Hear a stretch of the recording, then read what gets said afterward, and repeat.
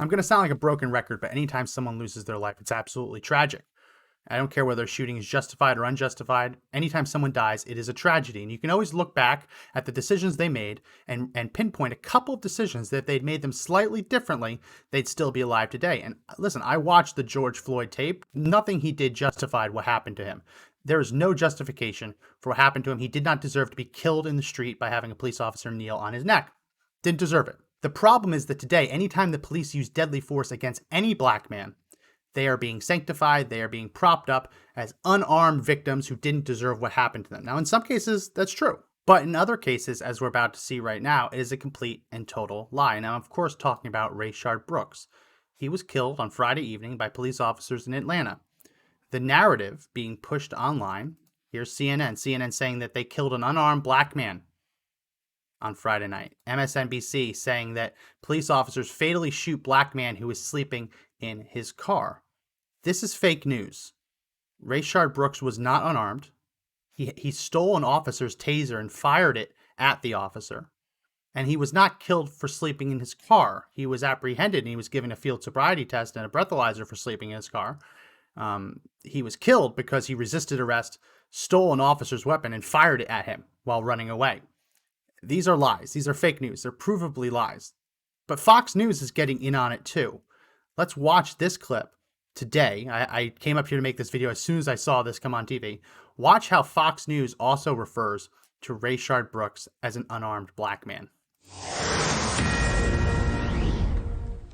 A Fox News alert on fallout from the deadly police shooting in Atlanta involving an unarmed black man. One of the officers involved has been fired, another placed on administrative leave.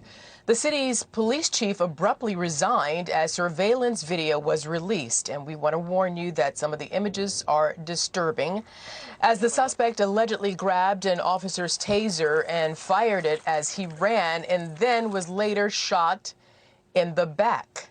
This shocking video raising new questions about the use of excessive force coming in the midst of nationwide protests demanding police reform. So Fox News literally just called him an unarmed black man immediately before showing footage of him firing a weapon at officers. Now I want to play the actual footage and then we'll zoom in so you can see the actual firing. But he stole a police officer's taser.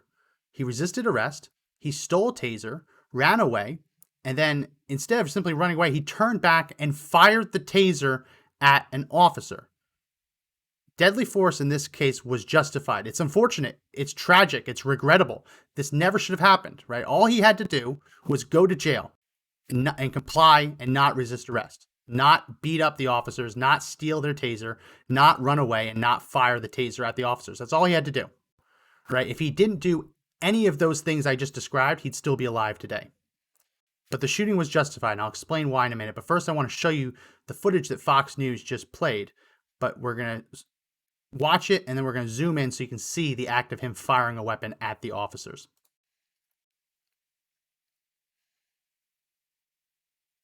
So right there. Did you see that? Let's play that one more time. So it's right here where he's running past the red car. You see that? See how he's pointing back at the officer and you see that little puff of smoke? That's him firing the taser. Tasers, the way tasers work is they shoot two little barbs with metal wires on it, and the barbs stick to your skin and then it electrocutes you. But the act of firing it, not only is it shooting those barbs, tasers actually also shoot little bits of confetti. A lot of people don't know this. A taser will shoot little bits of confetti so that you can recognize what taser was fired. So you can see here, and we'll watch it one more time. You can see here the act of him firing the taser, and you can see the little burst of confetti. See it right there? Right there on the red car. Right, let's see if I can pause it. Right there. See that? That's him firing a taser at an officer. And I can zoom in here. It's a little hard to see. That little smoke right there on the top of that car, that little white puff, that's the act of the taser being fired. Now listen, a lot of people are saying that even if he fired a taser, it didn't justify deadly force, and that's wrong, right? Tasers are not non-lethal weapons. That's put out there by the media, and some people still use it, but they're actually referred to as less than lethal because a taser can still kill you, Right now, police officers in Austin, Texas are actually being investigated, and I think even prosecuted at this point, for using a taser on a suspect and killing him.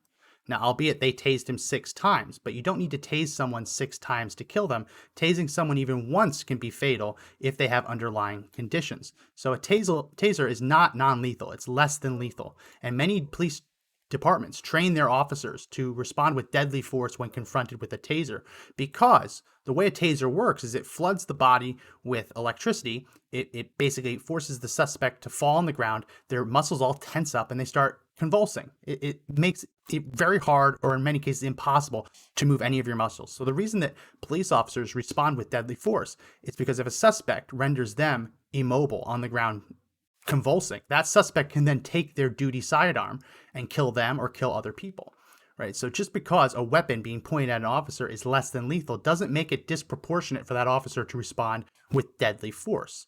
We can see right here from this picture, that little puff of confetti that comes out of the end of a taser whenever it's fired. We can see there that that suspect was not unarmed. Not only did he have a taser in his hand, but as he was running away, he turned around, pointed it at an officer, and fired.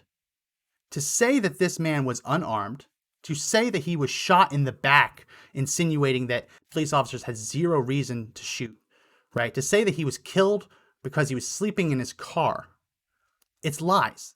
These are lies. This man, and I listen, it's still a tragedy that he lost his life. But I can point to, as I said, half a dozen decisions he made that put himself in that position. The worst of which being turning around, pointing the taser at the officers, and pulling the trigger. He was not unarmed. He was not shot in the back trying to run away. He was shot after he turned at police officers and pulled the trigger of a weapon. And he was not killed while sleeping in his car, as many of these headlines are insinuating. So let me know what you think in the comment section. Do you believe that this was a justified shooting?